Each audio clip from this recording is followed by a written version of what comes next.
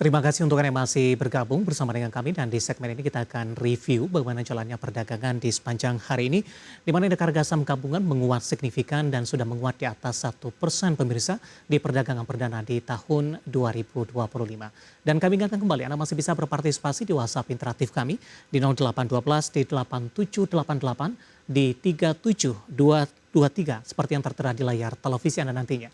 Dan saat ini kami sudah terhubung melalui Zoom bersama dengan Bapak Octavianus Audi yang merupakan Vice President PT Kiwum Sekuritas Indonesia. Kita langsung sapa saja. Pak Audi, selamat sore, apa kabar Pak? Sore Pak David, kabar baik, terima kasih. Ya, terima kasih sudah meluangkan waktu di Idea Channel. Pak Audi, selamat tahun baru 2025 terlebih dahulu. Pak Audi, hari ini indeks harga saham gabungan mengawali langkah yang cukup signifikan menguat di atas 1%. Tapi sebelum kita review pergerakan di sepanjang hari ini, kita flashback atau kita review terlebih dahulu pergerakan indeks harga saham gabungan dalam 1 tahun terakhir lebih cenderung konsolidasi, sempat menduduki level intraday tertinggi di sepanjang masa di 7.910. Silakan Pak.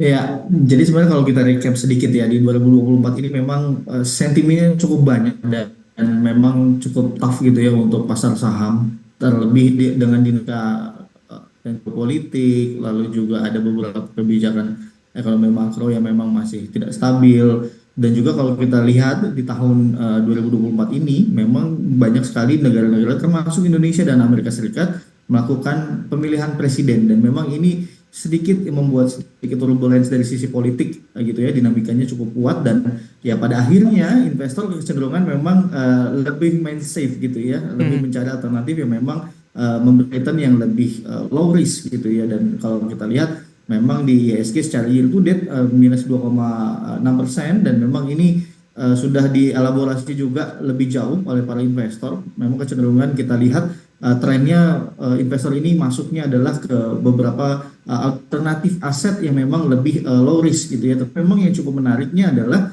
meskipun di akhir-akhir tahun 2024 IHSG ini dilakukan jual oleh asing, ya, tetapi memang kami melihat indikasinya masih cukup kuat. Baik, indikator utama sepertinya adalah terpilihnya Trump menjadi Presiden Amerika Serikat, Pak. Kemudian juga disambut dengan kebijakan dari The Fed yang tampaknya akan lebih dovish di 2025 ini. Analisis Anda?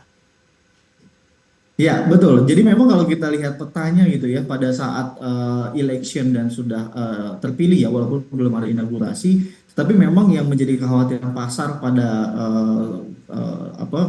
terpilihnya Donald Trump ini mengingatkan kita lagi pada era 1.0 gitu ya, pada saat Donald Trump menjabat. Dan memang beberapa kebijakannya memang lebih pro dengan pasar, khususnya dengan pro pasarnya Amerika Serikat itu sendiri gitu ya. Dengan memang kekhawatirannya adalah mengenai kebijakan tarif, lalu juga terkait dengan pajak impor dan seterusnya gitu ya. Tetapi memang ini ya mesti kita lihat lebih jauh lagi bagaimana nanti di akhir Januari ini akan ada inaugurasi, dan kita lihat dalam 100 hari pertama apakah kebijakannya akan pro pasar juga atau tidak. Baik, posisi tertekan di penutupan sesi terakhir di 2024 kalau bandingkan dengan tahun-tahun sebelumnya masih mencatatkan surplus sepertinya. Bagaimana dari posisi target Pak? Apakah ini sesuai atau jauh dari target yang ditetapkan sebelumnya untuk IHSG? Iya, memang kalau kita bicarakan untuk target ditutupnya IHSG ini memang masih di bawah gitu ya, di bawah dengan target kita. Dan memang kita sudah melakukan isi juga, dan pada saat itu kita menurunkan dari 7.500 sampai dengan 7.700 tutupan full year 2024, dan memang kami turunkan lagi ke level 7.100. So ini memang cukup dinamis, dan memang yang paling faktor utamanya adalah terkait dengan kebijakan bank sentral, terlebih juga dengan adanya pemilu Amerika Serikat dengan terpilihnya Donald Trump. Baik, di hari pertama perdagangan di 2025, indeks harga saham gabungan langsung mengalami penguatan yang cukup signifikan. Posisi penutupan di 1,18% di 7.163. Seperti apa analisis Anda secara teknikal, penguatan signifikan yang terjadi di sepanjang perdagangan hari ini?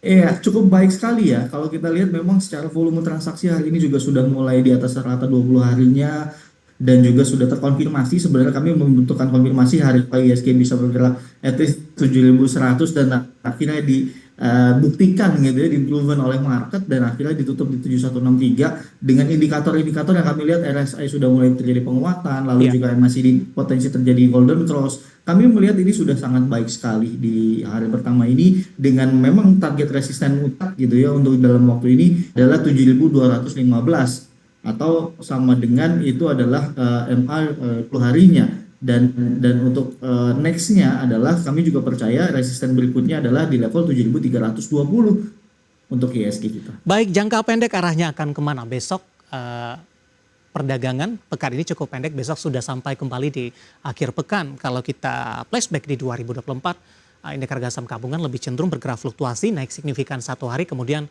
berbalik arah melemah. Analisis Anda untuk esok hari, Pak Audi? Ya, kami masih percaya akan terjadinya penguatan gitu ya Pak David ya. Memang kalau kita lihat ada beberapa faktor yang memang menjadi indikasinya. Kalau kita lihat di Desember tahun lalu, sorry di 2024 ya terjadi window dressing dan seterusnya. Memang ini akan menjadi indikasi terjadinya di Januari effect. Memang kami Oke. melihat beberapa realokasi itu juga akan ada indikasi mendorong penguatan ISG.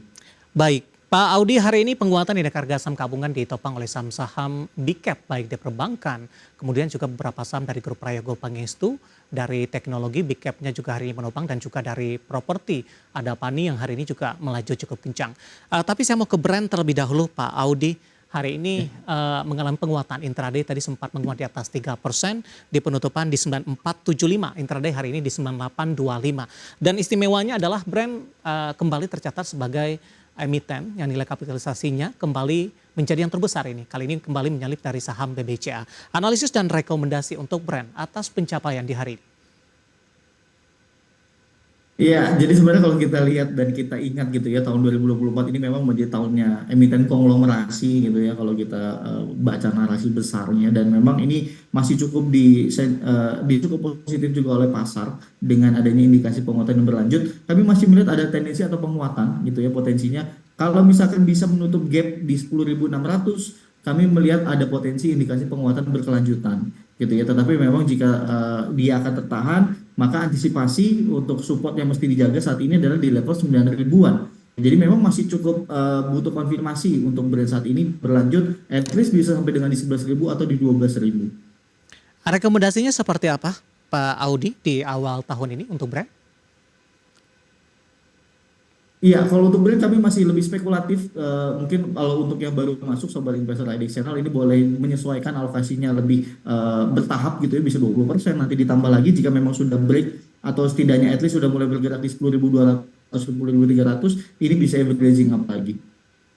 Baik, analisis untuk brand yang hari ini menjadi salah satu penopang terbesar penguatan indeks harga saham gabungan, di mana brand kembali menjadi peringkat pertama nilai kapitalisasi market cap di Bursa Efek Indonesia.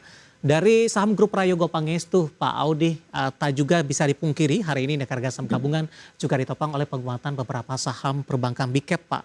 Salah satunya yang cukup signifikan adalah BBRI, menguat di atas 3%. Analisis Anda di tengah pelemahan dalam yang terjadi, kemudian pembalikan arah di perdagangan perdana di 2025. Iya, untuk BBRI memang kami masih belum melihat ada indikasinya pembalikan arah ya. Memang secara tren masih dalam tren jangka menengah masih dalam bearish.